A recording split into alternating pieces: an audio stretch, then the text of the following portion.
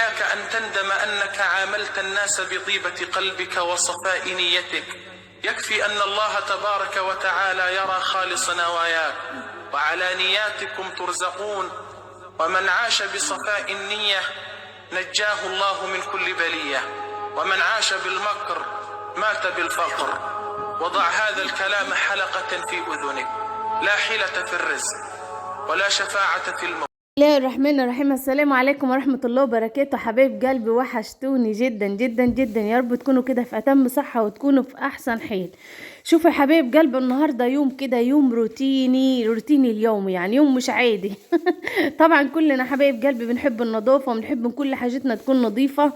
فطبعا يعني هو بصوا هقول لكم على حاجة: يوم الشتاء دوت يوم خلصان، يعني مسافة ما تيجي تقضي مصلحة تلاقي اليوم خلص. وايه، اليوم خلص، يعني نهارك خلص. فطبعا انا قلت ايه، اقوم بدري، والساعه البدريه طبعا المصلحه البدريه منسيه، على راي حبايبنا واجدادنا زمان كانوا يقولوا كده: الشتا صبيه.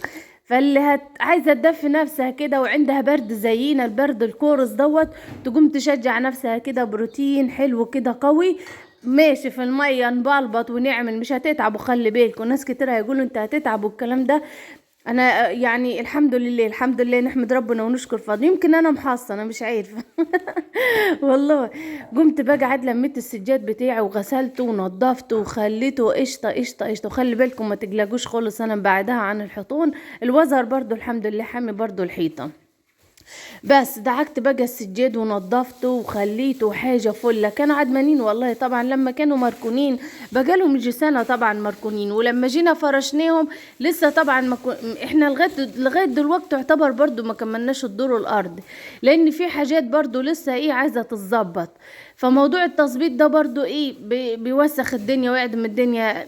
صنايعي داخل صنايعي طالع مش عارفة ايه، في تكسير هنا، في خربشة هنا، فبرضك الموضوع لسه مخلصش. فبإذنك يا رب، بإذنك يا رب. هما اليومين الجايين دول يا جماعة ان شاء الله، يعني ان شاء الله بإذن ربنا سبحانه وتعالى هنجيب اوضه النوم. يعني بص، انا عايزه تشجيع كبير جو، والله انا عارفه ان انتوا بتحبوني وبتحبوا له الخير، وعارفه ان انتوا مش مقصرين معايا. ربنا يسعدكم يا رب ويخليكم ليا. بس هو موضوع يعني التحديثات الجديدة اللي بتحصل كل سنة دي، او بمعنى اصح ان متهيألي كل شهر بتحصل فيه تحديثات جديدة.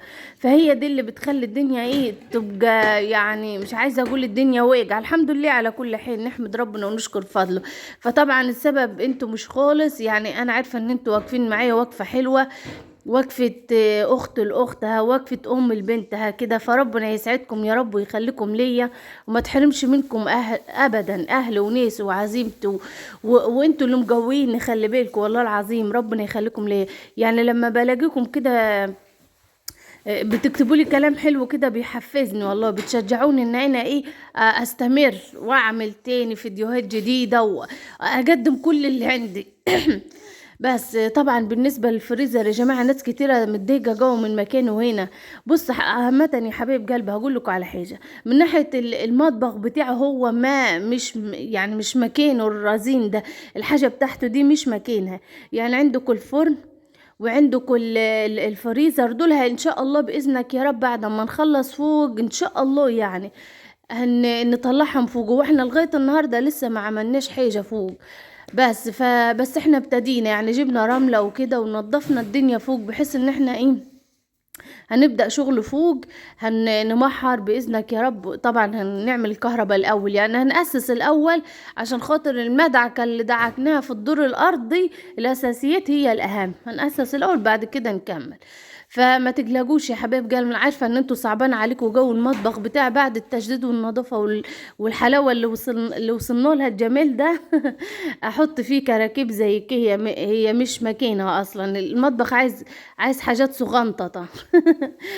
فالفرن حاجه ضخمه ومش بيبقى مكانه، الناس بتحطه فوق السطح، يعني فوق في الدور التاني والتالت وكده في المكان، يعني كده يكون اوضه كده يعملوا فيها فرن يخبزوا ما يعرفش كله ده. والله العظيم انا عارفه.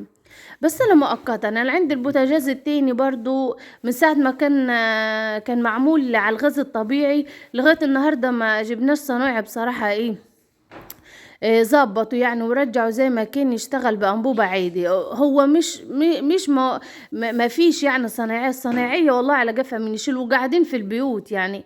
بس بصراحة ربنا هي يعني أنا لما عايزة أقول لكم في ماشي بعمل، ما فيش اديني قاعده وخلاص، اعمل ايه؟ طيب بعمل اللي ربنا يقدرنا عليه.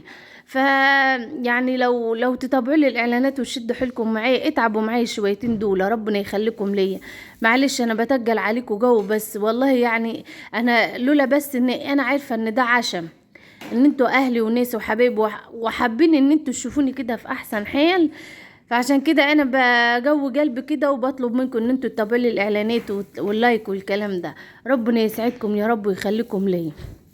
بس زي ما انتوا شايفين معايا طبعا السجادتين دول نفعونا، هم الوانهم طبعا مش ماشيه خالص مع الركنه اللي عندنا ومع اي ديكور في البيت يعني وكده، بس يعني بصوا على قد لحافك مد رجليك زي ما بيقولوا عندنا كده. والجودة بالموجودة، انا بستعمل الحاجة اللي موجودة عندي لغاية ما ربنا يكرمني يعني. هم جديد والله العظيم يعني ما استعملناهمش كتير.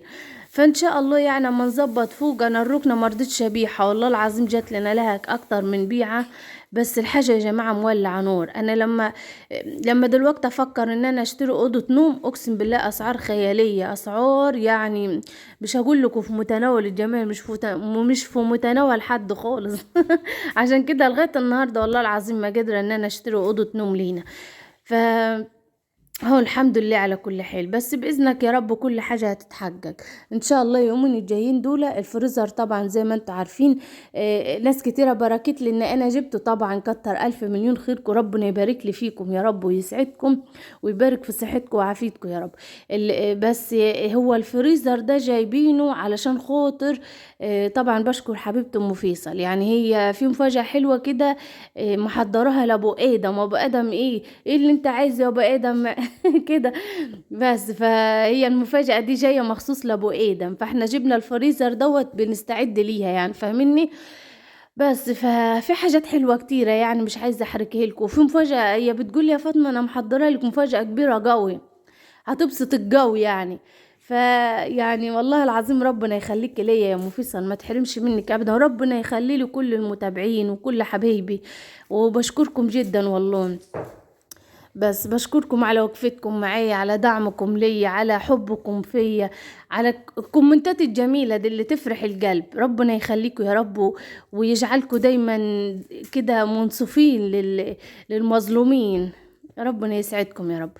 بس هدومي طبعا كلها غرقت ميه وعدمت. عارفين اليوم ده انا كنت متلجه فيه. انا خلي بالكم انا بعمل لكم الفيديو وبنزله لكم على طول، يعني الفيديو ده انا عاملاه امبارح، بس عشان خاطر النت والكلام ده مفيش نت عندنا.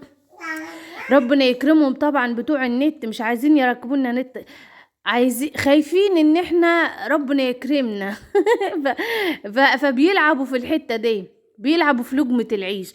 ودي يعني ربك سبحانه وتعالى بس هو اللي يأذن بقطع الرزق، وربنا مش مقطع رزق حد خلي بالكم.